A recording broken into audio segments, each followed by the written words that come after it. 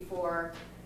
He likes to be called Ray. He hates because I was always calling him Colonel when I'd email him back and forth. And over the first time we met, or actually I talked to him, he's like, oh, that Army Air Force, he goes, they scheduled me to speak a few times, and then they canceled me because they got somebody better. And I said, no, I says, I'm organizing it for the whole year. I want you to come speak. And since then we've been friends. I'm on he has an email blog that he does, the Godzilla group or whatever that he does, and he gets mad sometimes and I don't always respond because I'm not being responsive, but they're great.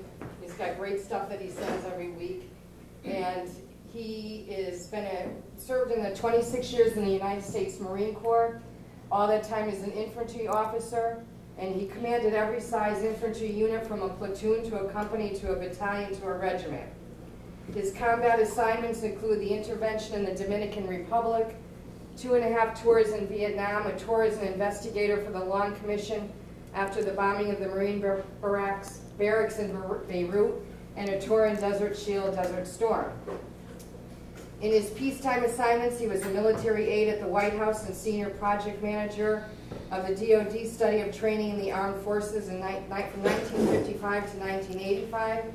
He also served as an infantry instructor at the Marine Expeditionary Warfare School. That's a tongue twister. Professor and midshipman advisor at the Naval Academy and professional at the National War College.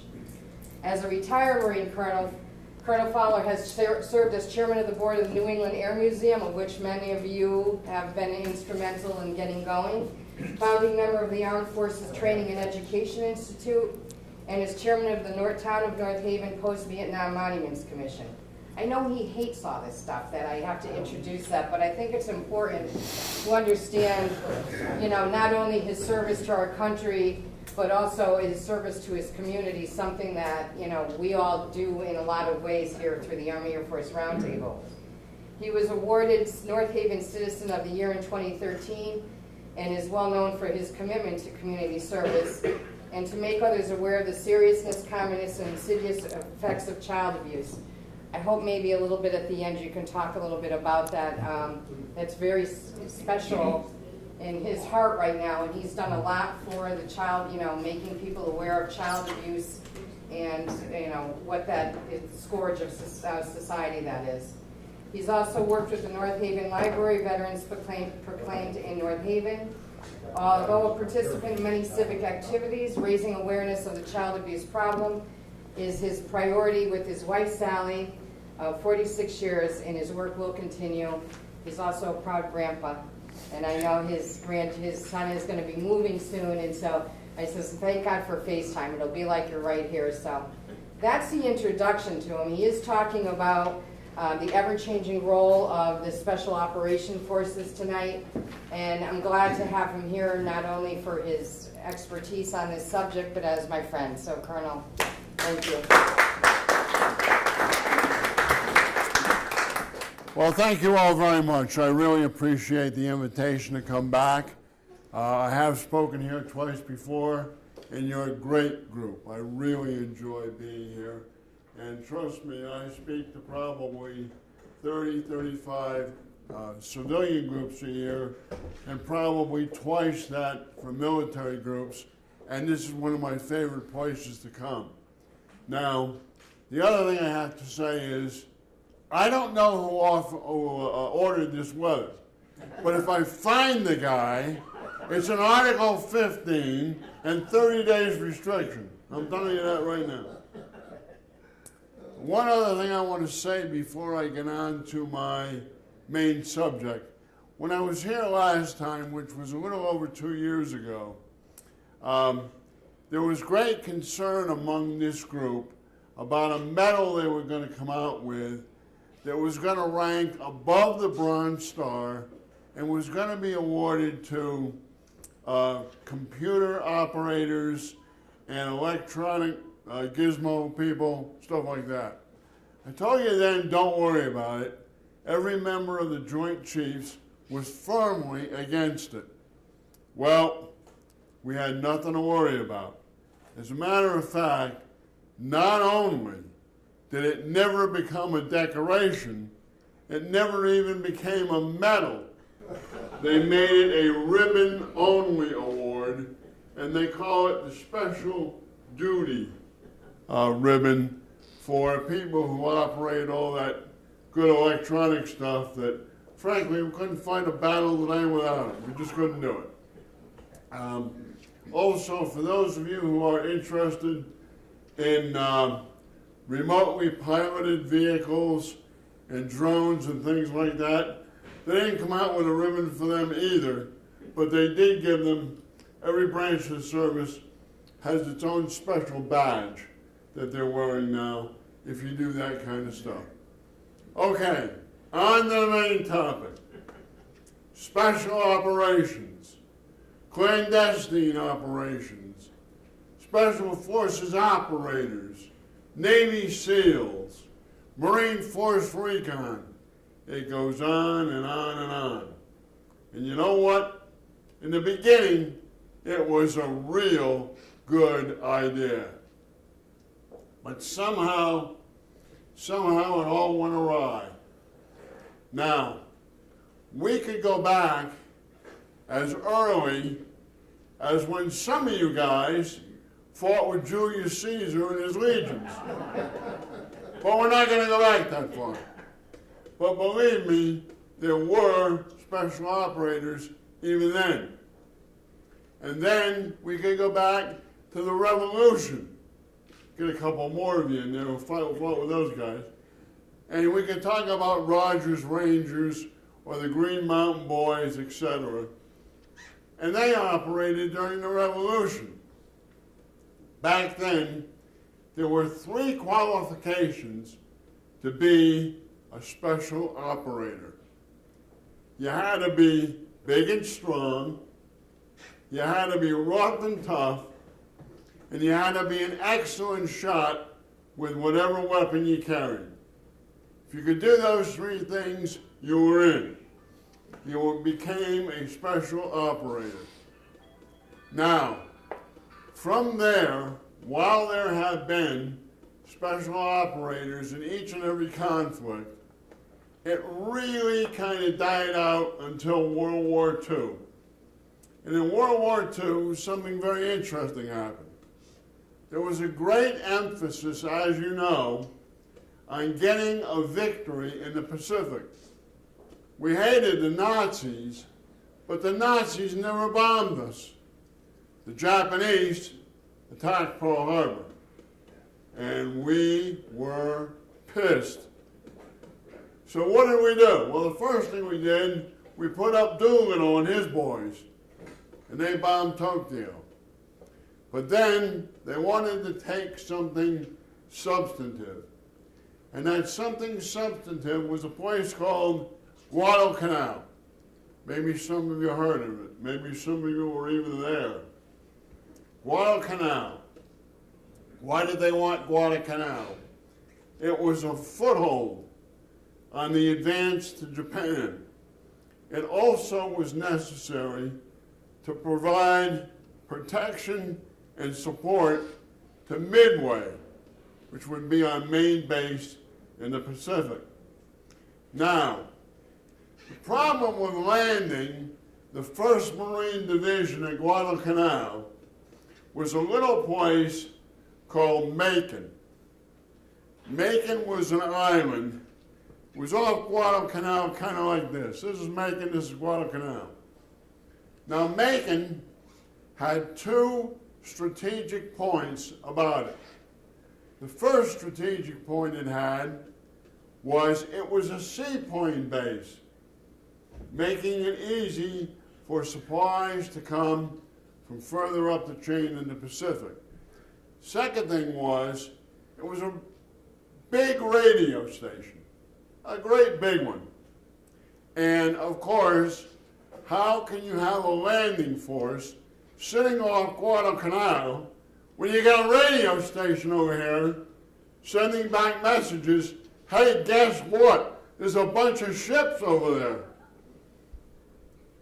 So Macon had to be taken.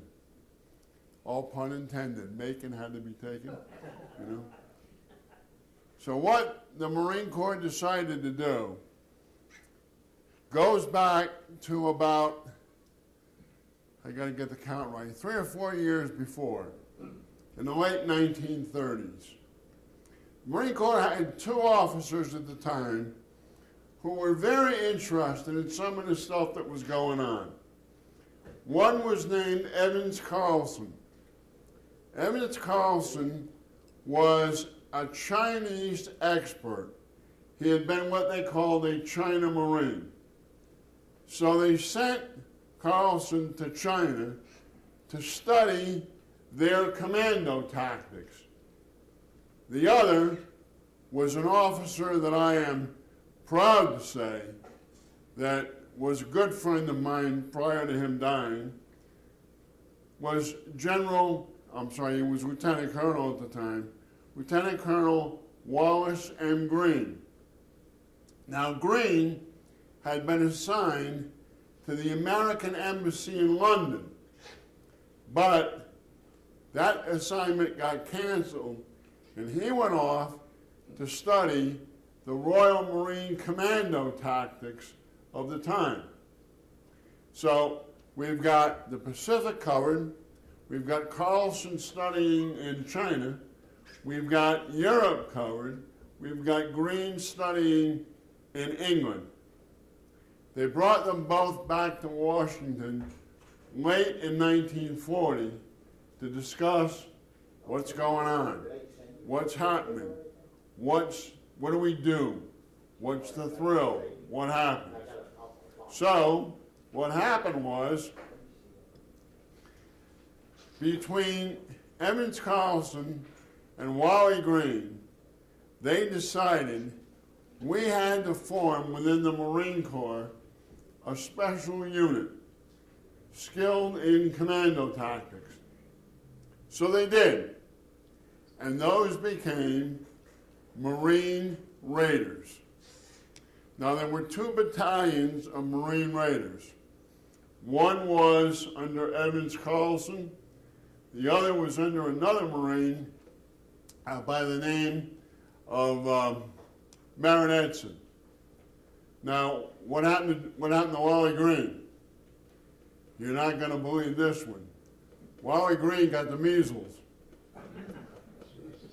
So after everything he knew, he had to pass everything along to Evans Carlson because of, Merritt Edson. He had to parrot all to Merritt Edson because he was a sick puppy. So now they formed these 2 battalions of Marine Raiders. And the qualifications at the time to be a Marine Raider, you had to be big and strong,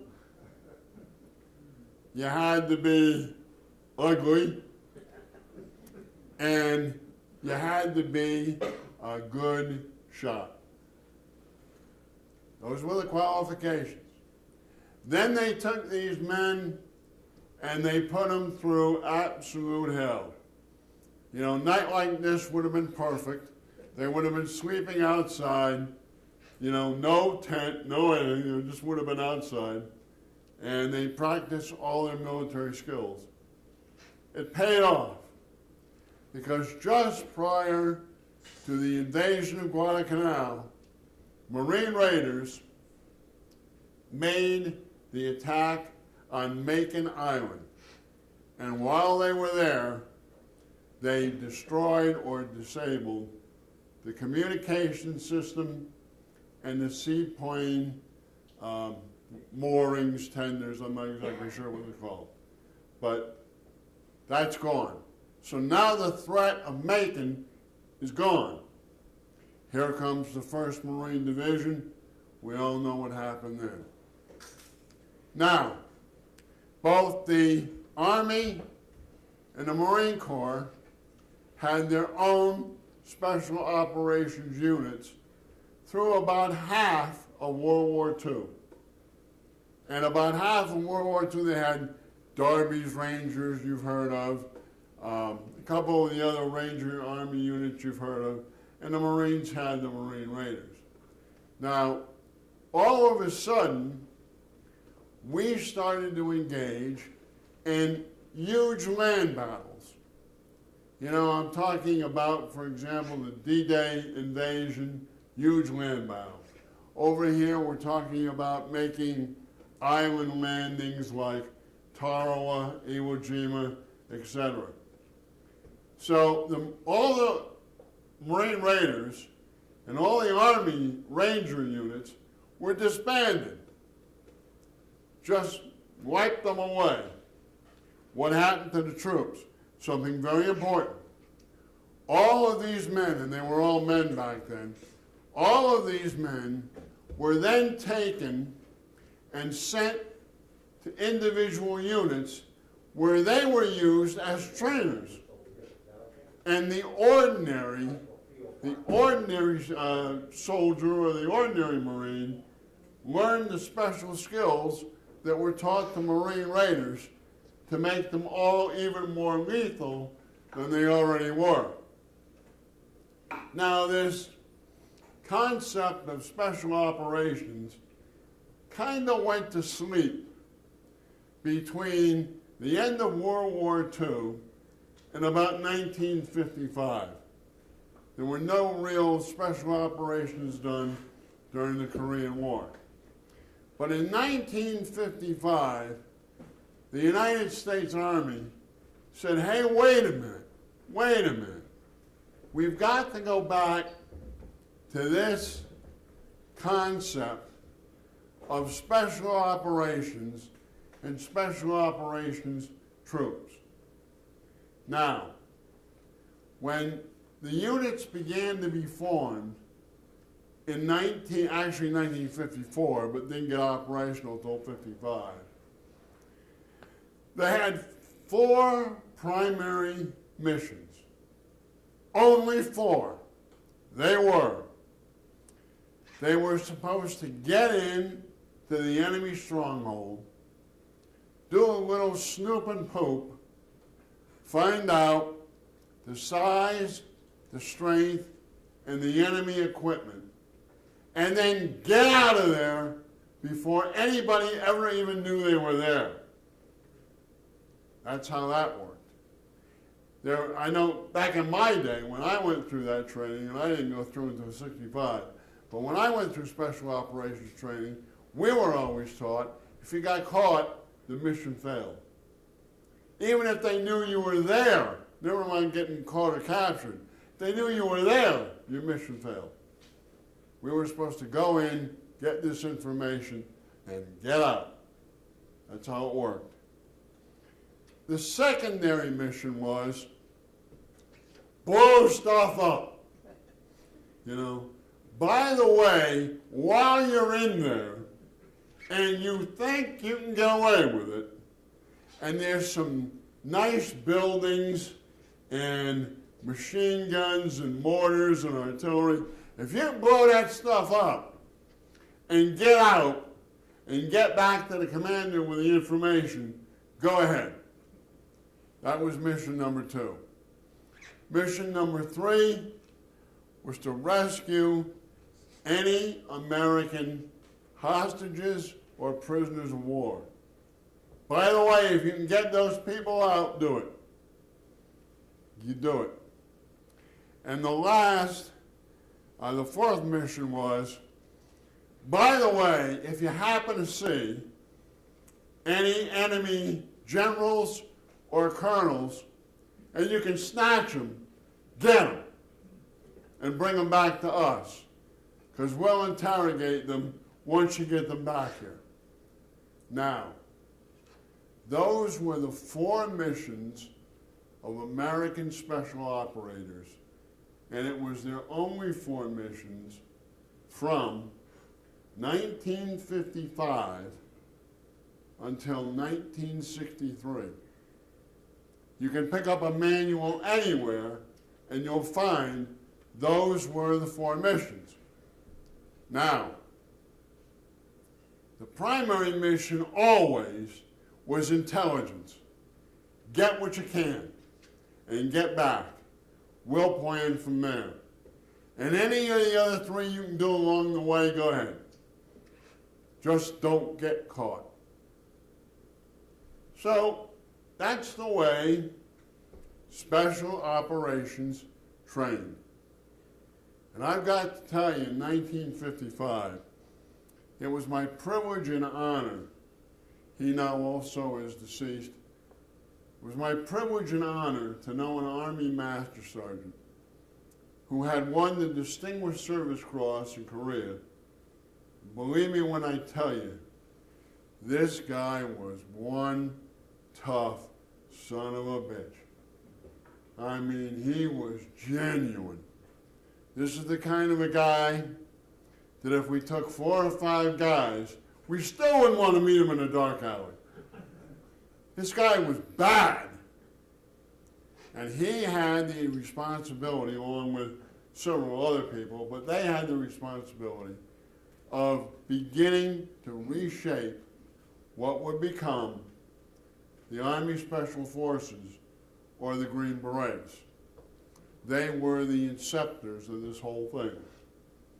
Now, in 1973, an interesting, I don't know if you want to call it a dilemma or a challenge, came up. American military advisors began to go to Vietnam in 1962. And what they did was, they gave advice. Very rarely would they actually go out to the field. They'd sit down with the Vietnamese operations people and they'd say, you should try and do this, this, this, and this. By the way, this is how this machine gun works. This is how this mortar works. This is how this field piece works. In other words, they were teachers. And very seldom did they go to the field. Very seldom. However, all of a sudden, somebody got a brilliant idea. And I do mean a brilliant idea. And you know what I say? You got to understand, guys, I'm a colonel. Sometimes I don't speak so clearly. When I say brilliant, substitute the word stupid. Okay?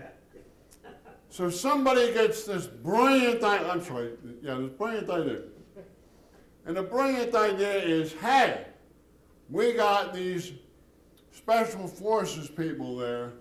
Let's let them go to the field and get a little combat experience. So they did.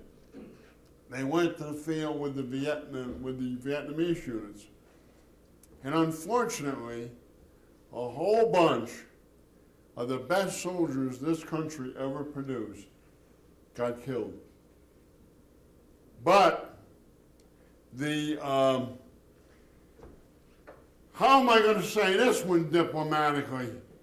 The nice guys in the Pentagon, you know those nice guys? They wear these big shiny stars, they got ribbons up to here, and they walk around looking important, you know? These guys get the idea, hey, I know what we ought to do. We ought to actually send more Green Berets and Marine Recon, and at that time what was known as Navy Frogmen, and let's send them to Vietnam. And we'll send them out in units rather than with the Vietnamese. Well, it worked for a while. It really did. Kill ratios were up and the casualty rates were down. Because we were working with our own. We were working with our own. But let's return to the Pentagon and those guys with all those nice shiny stars and stuff. I say that because I'm jealous, you know that, right? All these guys with these nice shiny stars, and they say, hey, I got a good idea. I have a brilliant idea.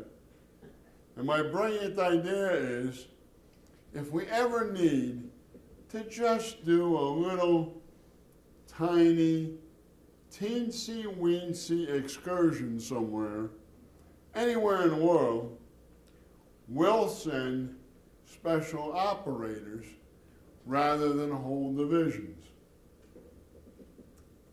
Well, we know how well that worked out in Vietnam, don't we?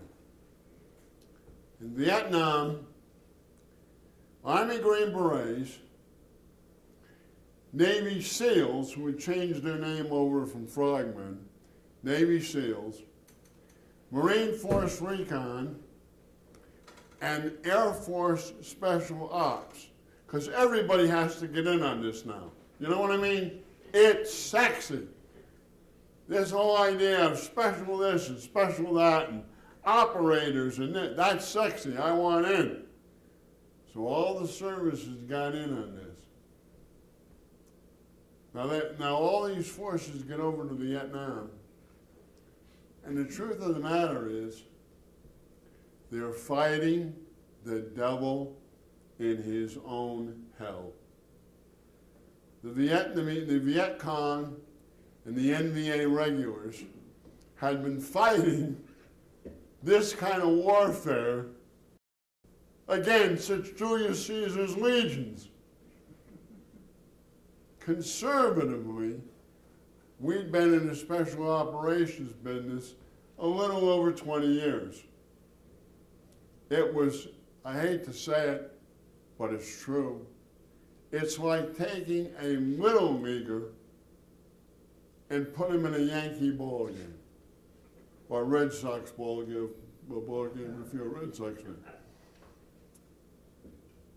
It ain't gonna work. And it never did. So now, Vietnam is over. And now, back in the Pentagon, we get a little bit of a break. This time, instead of the generals, we get some colonels, lieutenant colonels, majors, who had actually been there and saw this thing fail. They rewrote the book. And they call that book Lessons Learned from Special Operations in Vietnam. You used to be able to get a copy of it from the government printing office. I don't know if you still can. But you could get that book, and you could go through it, and you go, holy cow, how could we be so brilliant? And we learned a lot. So we changed our whole method of training special operators. Everything that I had been taught in 1965, before I went to Vietnam, got changed to when things began to cool down in 74, 75. We took a whole new tack to the training. Problem is, we screwed it up again. You know, it used to be a special operations operator, that's what they're known as, operators. To be a special forces operator, you no longer had to be big, strong, ugly, and a good shot.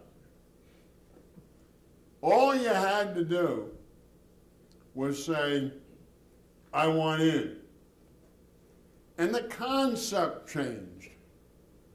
When I went into Marine Force Recon in 1965, there were 257 of us.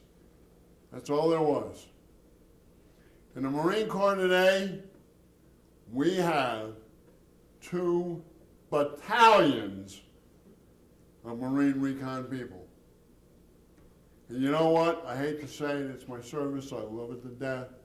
I spent 26 years of my life in it, but I'm here to tell you, when I look today at a Marine Force Recon trooper, I wonder really how good that person is. What are they really capable of? can they still do the things that we used to?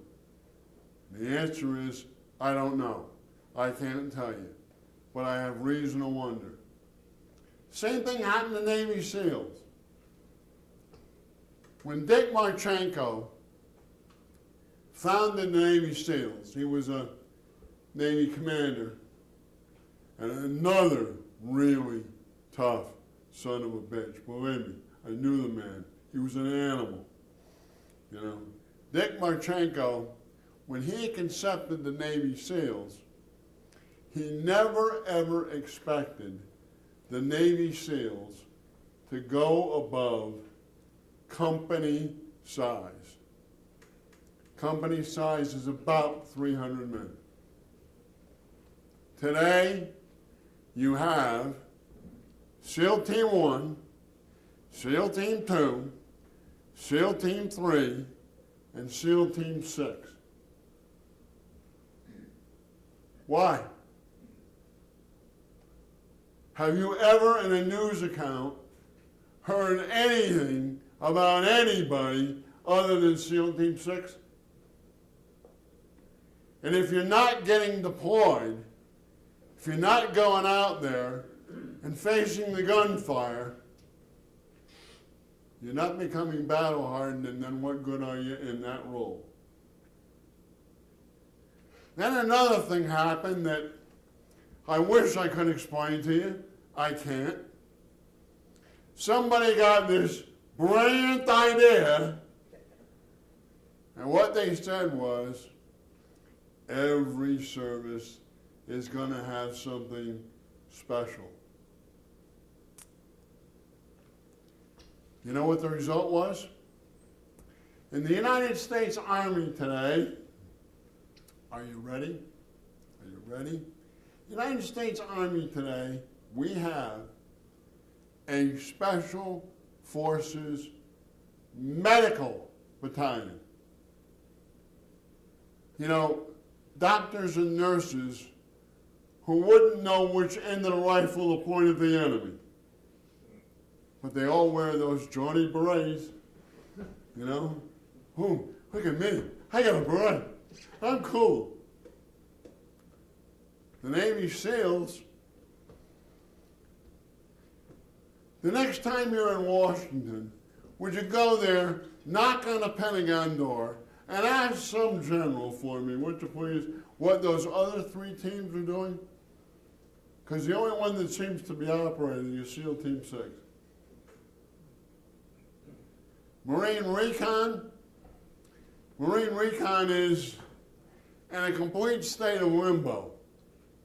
Current Commandant of the Marine Corps is actually considering disbanding Force Recon and sending it back to train units like they did between the wars. Will that happen? I don't know. They are, and have already, on a very limited basis, they've reinstituted the Marine Raiders. Now, I make phone calls to my pals in Washington. I read. I still have access to some, not a lot, but some confidential material. I read the magazines, you know, military magazines, newspapers. I still don't know what Marine Raiders do. I'm still trying to figure it out. I know it takes 287 days to become one, and then you get to wear a badge, but I don't know what to do. Now the Air Force, well, you cannot be a C-130 pilot anymore. You know, C-130, the cargo plane, ramp drops down to the back. You can no longer be a Black Hawk pilot. You know, our primary troop lift and gunship helicopter. You can't be those things anymore.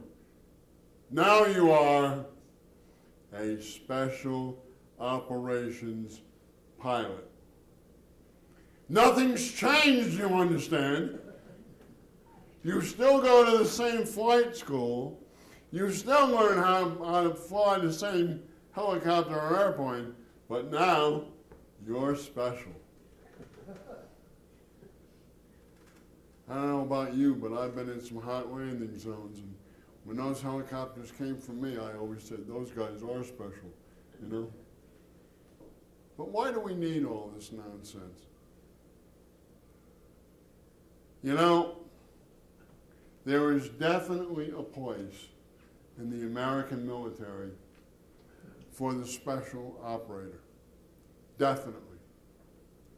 I mean, there's a reason why the Navy SEALs are so sexy. Because it works with them. They live together, they train together, they drink beer together, they do everything together. They got Osama bin Laden. Now, I'm not too sure, in my personal opinion, I'm not too sure that Osama bin Laden should have been assassinated. I don't like to think of the American military as murderers and assassins. I think it would have been far better if they brought him back and used a little technique we call sweating him.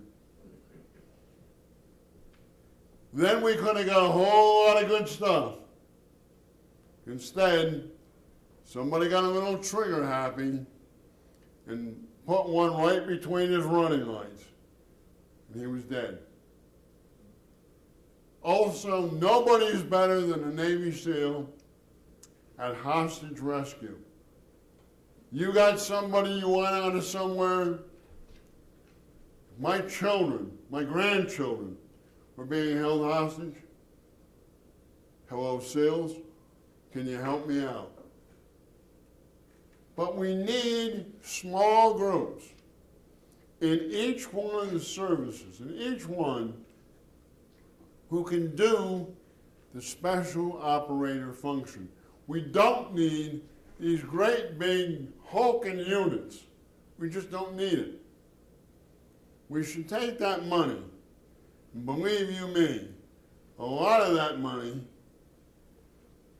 they're the highest budgeted, what do you want to call them, branch, in any branch of the armed forces. They get all the money, believe me. We could take that money and take a soldier, a sailor, a Marine, or an airman, and increase their training and make them more operations capable. And in my opinion, that's what we should be doing. Now I'll close with giving you one more thing to think about. The first mission, the most important mission of a special operator is snoop and poop. Get in there, find out what equipment, personnel strength, etc. there is. Guys, ladies, that function's gone. Today, we have satellites. Today, we have remotely piloted vehicles. Today, we have drones. Now, and I'm not telling anything out of school here. You can find this in a newspaper. Do you know how good our satellites are today? You really want to know how good our satellites are today? Let me tell you. From way up in space, if you were standing outside there in front of the building, you had a suit coat on, and you had a lapel pin on the suit coat, the satellite would know what lapel pin you were wearing. That's how good it is. And you know what? I don't care what kind of a rifle you got. I don't care what kind of an artillery piece you got. You're not going to shoot down a satellite. And if you need something super close up, you know, like you want to count the number of hairs in an enemy general's head, you send a remotely piloted vehicle. Now, he'll know it's there, but that's the kind of definition that you can get on a remotely piloted vehicle. So the most important, number one reason for special operators is gone. Disappeared. It doesn't exist anymore. Second was to blow stuff up. Again, I take you back. And those of you who are members or were members of the Air Force, boy, can you be proud. Do you know how accurate our bombs and missiles are?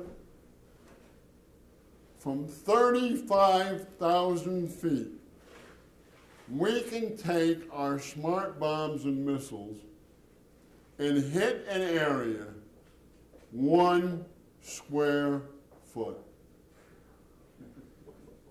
1 square foot.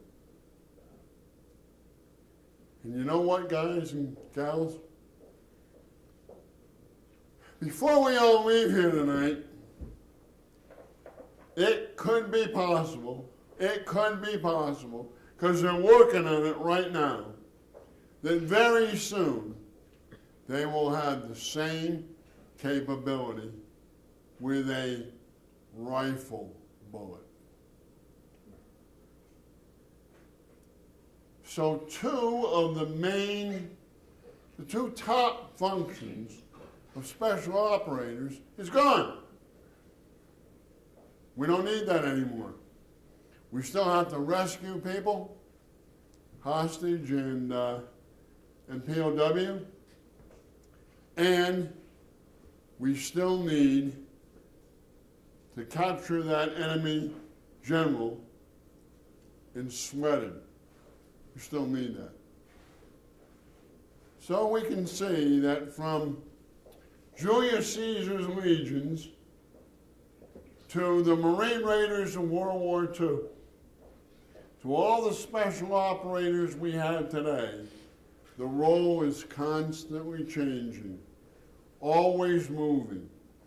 Those operators have to be extremely flexible to do whatever duty this great United States of America demands. Gentlemen, it's been a pleasure. Thank you very much.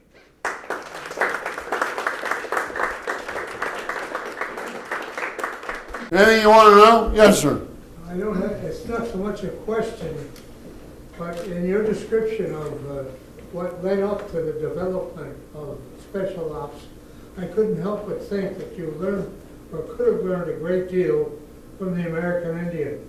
Because it seems to me that there was a great deal of that ability in the activities of the American Indians as they had to be dealt with in the early years of the country. Sir, you are absolutely right. And let me tell you, I don't know a lot about that, I really don't. But let me tell you what I do know. I do know that when Rogers Rangers were forming up in the Revolutionary War, American Indians were hired. I don't know, trinkets and beads, I don't know how they paid them. Food, I don't know what they gave them. But they were hired to train Rogers Rangers on how to use those stealth techniques. Thank you very much for reminding me. I don't know much about it, but that's what I know. Frank. This is not politics, but how do you feel about President Trump saying he wants to make a space, like the Air Force, Special Outer Space Command? It's amazing Frank should ask that question. It really is, because I don't remember. I'm getting older. I don't remember whether it was today or yesterday, but I was watching C-SPAN, and they had about 8 or 10 Air Force generals, and the topic of this came up, and it's going to be called the United States Space Force. Now, let me tell you something that you probably already know.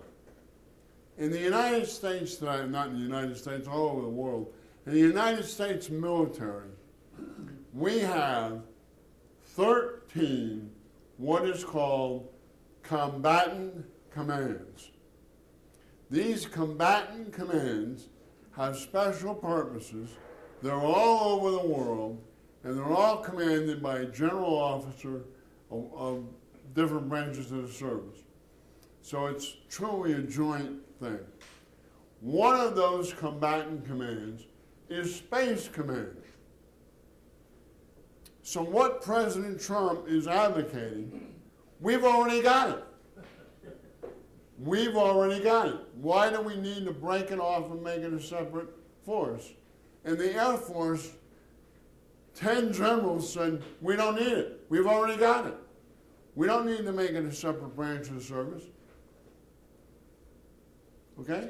Thank you, thank you. So, I happened to hear one of the Navy SEAL 6 guys in one of my business meetings. He was our closing speaker. And his frustration, which I'm sure is much different from the special forces back in the day, was today's rules of engagement.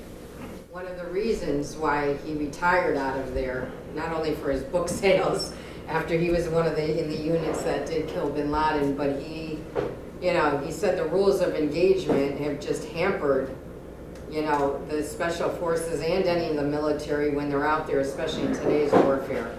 It's changing now. I think they're changing those rules of engagement, but that was a big issue for him when he was speaking. Was there a big change in the special forces and the way they were operated due to those changes in when the administrations changed those rules of engagement? Leslie, I'm going to answer your question this way. Now, I'm going to say another dirty word. Are you ready? It's the filthiest word I've used all night long. Politicians! Politicians! All those guys and gals who sit there in Washington and take 3-hour martini lunches and take more days off than you and I ever thought of taking in any profession we ever had. They write the rules of engagement, not the military. I remember myself, I did 2.5 tours in Vietnam. One of my tours, we were running operational missions along the Vietnam-Cambodian border. Well, we had the Viet Cong. We had them dead. We had them almost surrounded. We had them in a horseshoe-like thing. We had air support. We had artillery support. We had all kinds of support. Somehow, they made it over the border into Cambodia. Do you know what they did? I swear. Here they are, they're running. They get across the Cambodian border, which was a river. They turned around like this and went, bye. And we could not fire one shot. Not one. Because Lyndon Baines Johnson and a guy by the name of Robert McNamara said, if they're over the line, you can't shoot